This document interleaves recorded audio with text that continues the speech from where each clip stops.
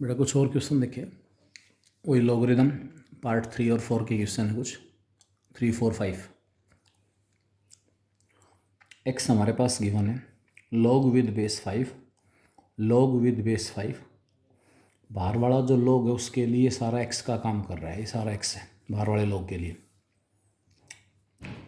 ये जो है ना सबसे अंदर, सबसे पहले मुझे इसकी वैल्यू निकालनी है √5 √5 √5। तो सबसे पहले मैंने इसकी वैल्यू निकाली √5 √5 और √5। सबसे बाहर वाला जो 5 है इसकी पावर तो होगी बाहर वाले स्क्वायर रूट के नाम की 1/2। इस 5 की पावर हो जाएगी 1/2 इस रूट के नाम की 1/√2 इसके नाम की। पावर के ऊपर पावर हैं तो आपस में क्या होती हैं, मल्टीप्लाई होती है, ठीक है। और लास्ट में ये जो 5 है अंदर वाला 1/2 पावर इसके नाम की 1/2 स्क्वायर रूट के नाम की 1/2 स्क्वायर रूट के नाम की। तो इसका मतलब क्या हुआ कि ये चेंज हो गया 5 raise to power 1/2 into 5 raise to power 1/4 into 5 raise to power 1/8। इस 5 की पावर 1/2, इसकी 5 की पावर 1/4, इसकी 5 की पावर 1/8। बेस तीनों का सेम है तो पावर्स आपस में ऐड हो गई। इस तरीके से ये सारा का सारा जो √5 √5 √5 जो है वो 5 की पावर 7/8 में चेंज हो गया। अब मुझे एक्स की वैल्यू निकालनी है। मैंने इसकी वैल्यू पुट कर दी, कितनी इसकी वैल्यू 5 की पावर 7/8। अब यहाँ जो पावर 7/8 है ना वो log से बाहर आ जाएगी, लेकिन ध्यान रखना इस 7/8 को log से बाहर यहाँ आएगी ये पावर, अभी यहाँ निकाल दो इस log के बाहर। ये केस हमारे पास गिवन है, पहले इसको बाहर वाले को हटा दो log विद बेस 5 को, log of 5 raise to power 7/8 with base 5। तो ये जो पावर 7/8 है वो इस अंदर वाले log के बाहर आएगी, यानी कि यहाँ आएगी 7/8। अब log ऑफ 5 विद बेस 5 क्या हो गया 1, ये 1 हो जाएगा। तो लास्ट में आपके पास बच गया log ऑफ 7/8 विद बेस 5, और ये हमारे पास किसकी वैल्यू आ गई, x की वैल्यू आ गई। अगर इसमें एक बार और होता अंदर √5 तो इंटू में 5 की पावर 1/16 हो जाता, उन सबको ऐड कर लेते। क्लियर, ये केस हमारे पास आ जाएगा। नेक्स्ट क्वेश्चन दिया हुआ है log of √2, log with base √2 of anti log of 3/7 with base 128। हमारे पास यहाँ पर फॉर्मूला है, log की बजाय एंटी log आ गया।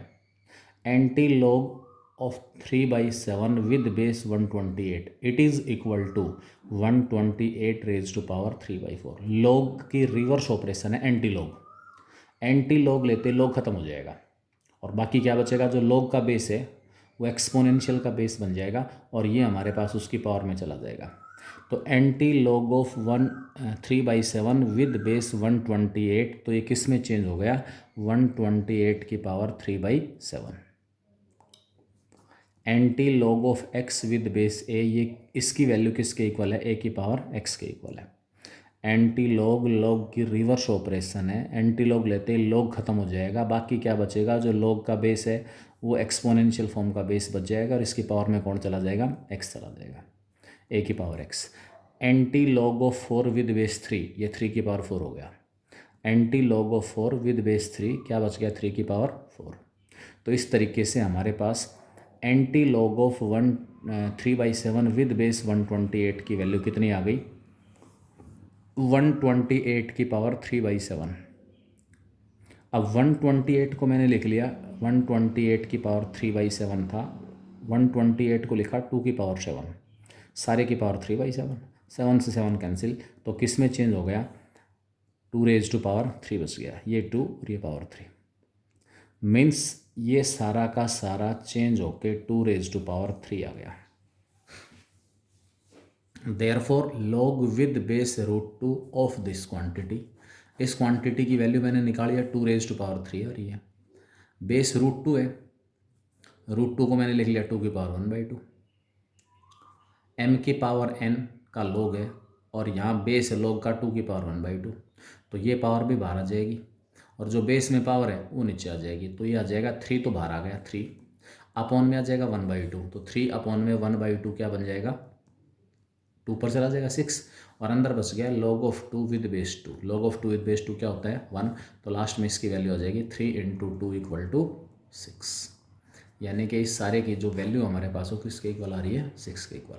पहले जो कुछ समझाया जा रहा है उसके अकॉर्डिंग समझे चीज़ों को कि भाई यहाँ पर ये एक नया पॉइंट आया एंटी लॉग वाला, anti log of 3/7 with base 128, तो ये 128 की पावर 3/7 में चेंज हो गया।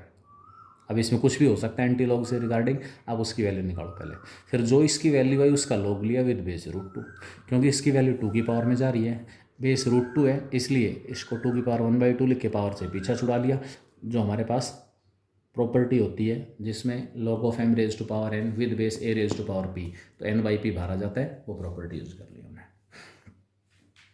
नेक्स्ट देखो, log with base 10 of log of 3/2, log with base 10 of log of 4/3, log with base 10 अगले term of log of 5/4 and so on. Last term है log with base 10 of log of 1024 with base 1023।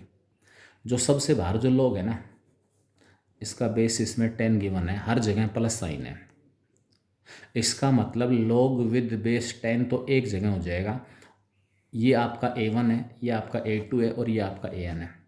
log of a1 into a2 into a3 into an equal to log of a1 plus log of a2 plus log of a3 plus log of an। तो ये वाला form दिया हुआ है, एक जगह log आ गया और ये सारे मल्टीप्लाई हो गए आपस में।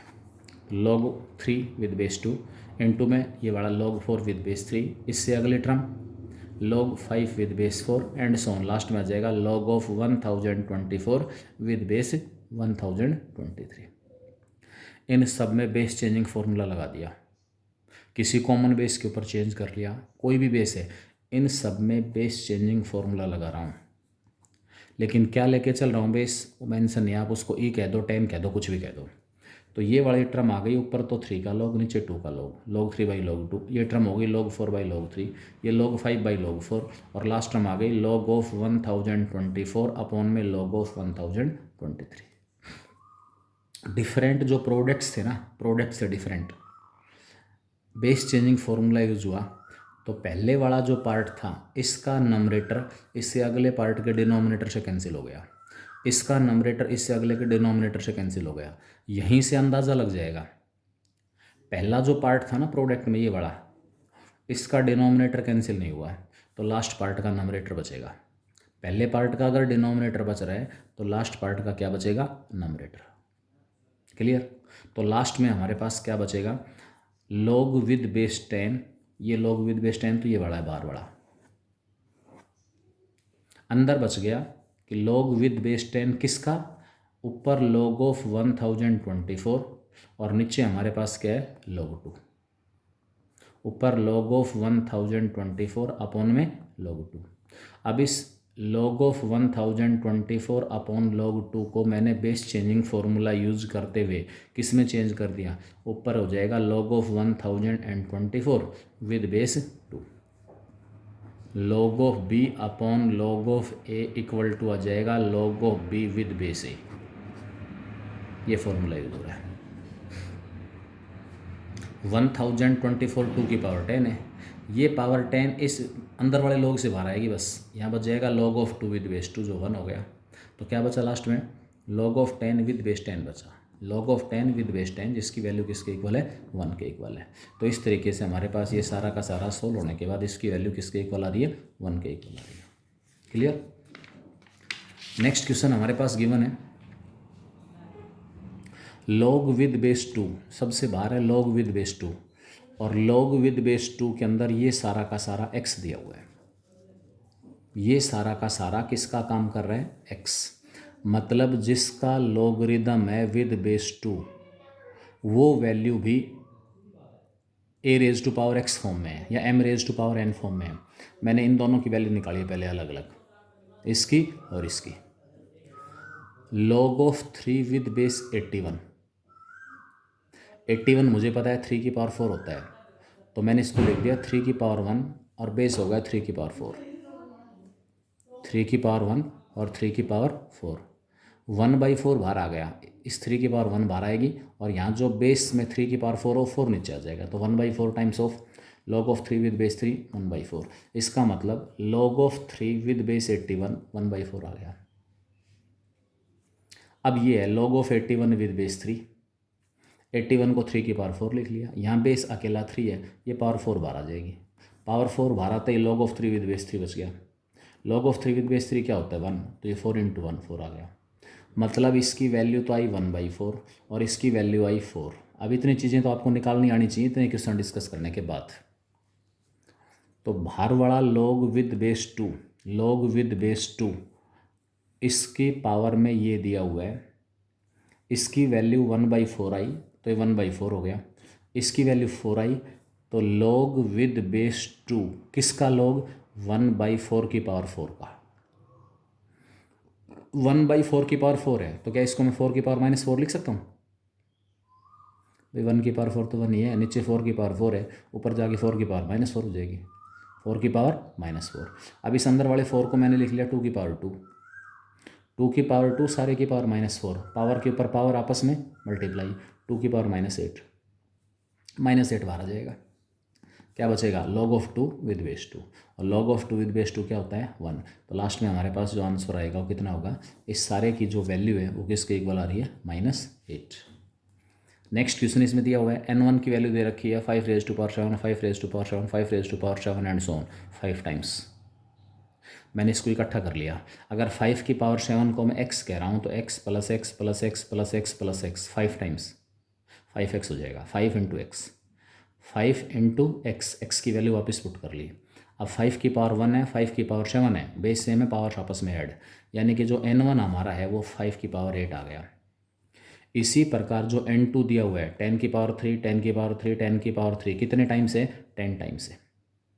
अगर इसको मैं x कह दूँ तो x plus x plus x plus x plus x plus x कितने टाइम्स है x टाइम्स, कितने टाइम्स है 10 टाइम्स, तो 10x बन गया, 10 इंटू एक्स, एक्स की वैल्यू 10 की पावर 3। अब 10 की पावर 1 इंटू 10 की पावर 3 10 की पावर 4 हो गया।